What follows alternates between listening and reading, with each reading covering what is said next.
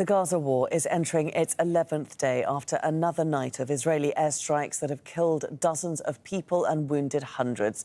Humanitarian aid still hasn't been allowed in, and Palestinians are unable to leave as the borders remain shut. At least 2,808 Palestinians have been killed in Israeli strikes since the conflict began on the 7th of October. More than 1 in every 3 people killed was a child. The death toll also includes healthcare workers and journalists. On the Israeli side, 1,400 people have been killed in Hamas attacks. That includes at least 299 soldiers. The armed group is still holding captives in Gaza. Israel's military puts the number at 199. Hamas says it's between 200 and 250, both Israelis and foreign nationals.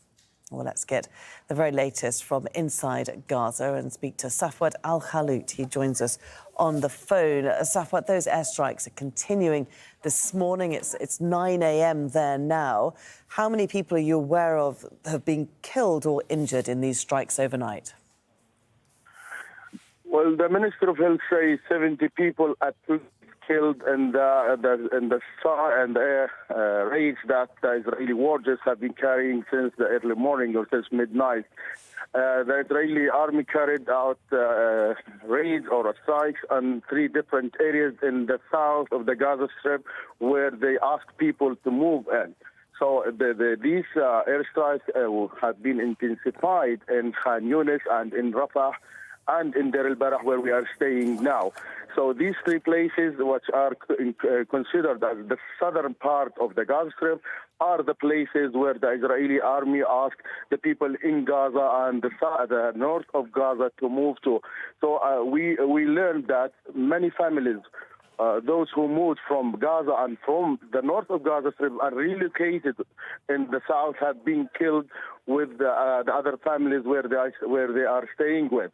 So far, the rescue teams, ambulances are still trying to dig under the rubble to find more or to try to pick up more casualties, because they still believe, according to their statement, that there are still people under the rubble of the destroyed places or the places.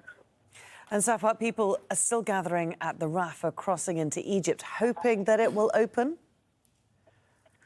Well, until now, there is no official decision or statement regarding the opening of Rafah crossing. For several days, lots of people are still gathering, coming from different areas and staying near the Rafah crossings. I hope that suddenly there will be a decision by Egypt or approved by Israel to open Rafah crossings. Among them, there are hundreds of foreigners, including dual citizenship Palestinians, are also staying there because they were informed by their embassies and foreign ministries that they reached an agreement to leave the Gaza Strip to Rafah.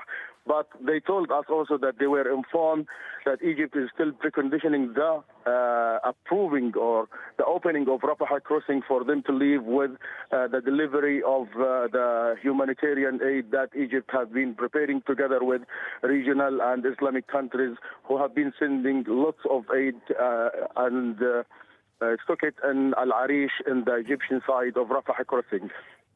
Safwat, thank you. Safwat Al-Khalout reporting there from inside Gaza.